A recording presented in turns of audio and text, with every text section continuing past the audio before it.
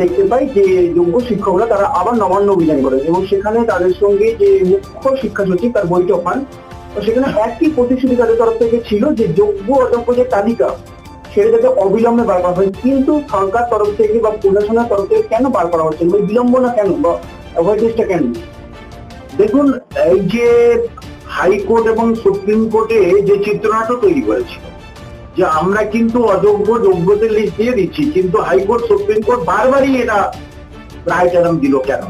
তারপরে supreme court বললো এতদিনের এদের হচ্ছে কে 3রা এপ্রিল হয়ে গেল, এদেরকে এবারে রায় হয়ে গেল, তোমরা এবারে একে আলাদা করে টাকা ফেরত নাও 12% ইন্টারেস্টে। সেটা করলো না। সেটা না করার পিছনে তখন আমি বারবার বলেছিলাম যে অযোগ্যদের জামাই আদর করাটাই স্বাভাবিক, কারণ অযোগ্যদের যদি মুখোশ খুলে যায় তাহলে কিন্তু ওই অযোগ্যরাই কিন্তু সরকারের নেতা মন্ত্রীদের মুখোশ খুলে দেবে কারা টাকা নিয়েছিল। সেই জন্য অযোগ্যদের কিছু করবে না এবং অযোগ্যদের ফর্ম ফিল আপ করতে বারণ করে দিয়েছিল। অযোগ্যদের ফর্ম ফিল আপ করানো, সেটা কোর্টের কাছে আবার সাপোর্ট হয়ে গেল। এর পিছনে কারণ যে তৃণমূলের বেশ টপ লিডার গুলো কিন্তু জালে পড়ে যাবে, আর এটাই খুব স্বাভাবিক। সেই জন্য এবং শিক্ষক শিক্ষিকাদের বলবো যারা ওখানে যাচ্ছে, এই নিয়ে তো অনেকবার সাক্ষাৎ করলো, সব ক্ষেত্রে তো জিরো, তার আবার কেন যাচ্ছে ওখানে আমি তো বুঝতে পারছি না কেন বা যাচ্ছে। স্যার, এই যে আপনি বললেন যে তৃণমূলের যে শীর্ষ নেতৃত্ব তাদের জালে পড়ে যাবে, বিষয়টা তারা কি জালে পড়ে যাবে বলে বা বের করছে না তালিকাটা, নাকি অযোগ্যদের কোনোভাবে বাঁচানোর জন্য তারা বার করছে না তালিকাটা? কোনটা? যে একই পদ্ধতি, অযোগ্যদের বাঁচানো মানে জালে পড়বে না, ঠিক আছে? আর অযোগ্যদের যদি লিস্ট দিয়ে দেয় তাহলে অযোগ্যরা সঙ্গে সঙ্গে বলে দেবে তোমাদের টাকা দিয়েছিলাম, এই টাকা এ নিয়েছে, তাহলে জালে পড়ে যাবে একদম।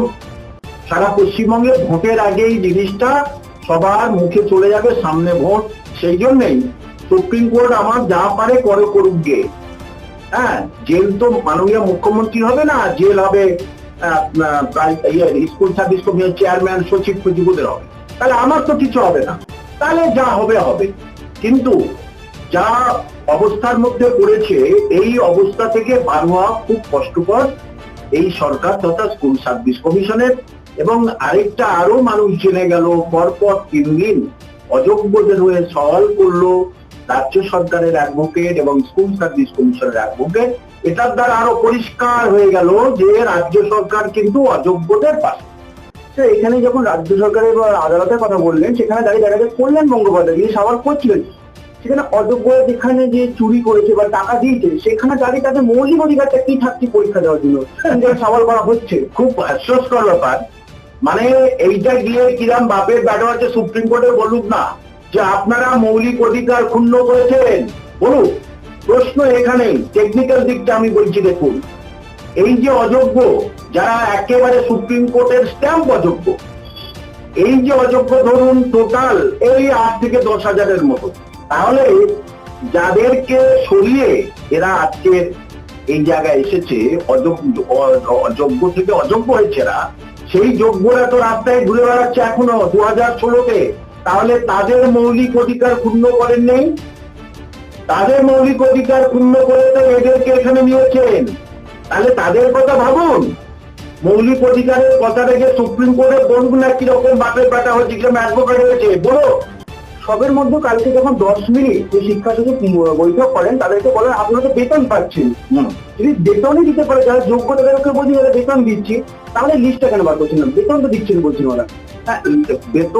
বেতন কদিনের জন্য? 31শে ডিসেম্বর বেতন শেষ, 1 জানুয়ারি টাকা শেষ, মানে আর পাবে না। যদি পরীক্ষার মাধ্যমে যদি তারা যোগ্যতা অর্জন না করে, পৃথিবীর কোনো মানুষ নেই তাদেরকে চাকরিতে ফেরত আনবে। মানে ভবিষ্যৎ কি দাঁড়াচ্ছে ভবিষ্যৎ? ওরা, আমি যতটুকু বলবেন, গোয়ার্তমি করা উচিত নয়, কারণ শিক্ষক মশাই আপনারা সুপ্রিম কোর্টের রায় মানা উচিত। দেখুন, একটা পরিষ্কার কথা, আপনার 25,752 জনের চাকরি গেছে। আচ্ছা, ওখানে কতজন হাজির হয়েছে? 5,000, এর বেশি তো নয়। 10,000, এর 10,000 তো হয়নি। এই তাহলে বাদ বাকিরা আসছে না কেন? তারা কিন্তু ঘরে বসে পরীক্ষা প্রস্তুতি দিচ্ছে। আরেকটা বিষয়, একদিকে যেমন আমরা এসএসসি দেখতে পাচ্ছি, অন্যদিকে যে কলেজ বিশ্ববিদ্যালয়গুলো সেগুলোও কিন্তু রূপটা অন্যরকম দেখা যাচ্ছে। তাহলে কি বর্তমানে দাঁড়িয়ে পশ্চিমবঙ্গে কোনো শিক্ষা কালচার নেই? সে স্কুল হোক, কলেজ হোক, ইউনিভার্সিটি হোক? একেবারে কোনো কালচার নেই। আরেকটা দেখুন খবর এক্ষুনি পেলাম সুপ্রিম কোর্ট ওখান থেকে, যে এখানে ফর্ম ফিল আপ 21 তারিখ শেষ, বাড়িয়েছে কিছু। আর আজকের 15 তারিখ সুপ্রিম কোর্টে ওবিসি মামলা ওঠার কথা ছিল। প্রধান বিচারপতি অসুস্থ, সেই জন্য এটা 22 তারিখ নাগাদ শুনতে পারে। তাহলে 21 তারিখ ফর্ম ফিল আপের শেষ ডেট। এদিকে বলেছে ওবিসি তোমাদের ভাগ্য নির্ভর করছে সুপ্রিম কোর্টের অর্ডারের উপর। তাহলে তাদের তো কিছু জানতে পারলো না, তাহলে ফর্ম ফিল আপের ডেট আরো বাড়াতে বাধ্য, কোনো উপায় নেই। আর এখানে সারা রাজ্যের শিক্ষা ব্যবস্থা আরো হচ্ছে কি কুঠার মেরে দিল, কুঠারাঘাত করলো। তার কারণ জয়েন্ট এন্ট্রান্স পাস, তারা ভর্তি হতে পারছে না, রেজাল্ট বাড়ায় না। এদিকে যারা বিএ, বিএসসি, বিএ উচ্চ মাধ্যমিক পাস করেছে তারা ভর্তি হতে পারছে না, 3 মাস হয়ে গেছে, তাহলে তারা পিছিয়ে পড়ছে আস্তে আস্তে। নানা রকম সুযোগ সুবিধা থেকে সমস্ত ধরনের চাকরির পরীক্ষা বন্ধ। তাহলে রাজ্যের শিক্ষা ব্যবস্থা তো অনেক আগেই শেষ হয়ে গেছে।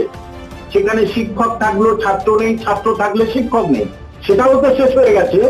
এইবারে নতুন যারা জেনারেশন, যারা পড়াশোনা করবে, তাদেরও ভবিষ্যৎ শেষ করে দিল এই ওবিসি মামলার জন্য।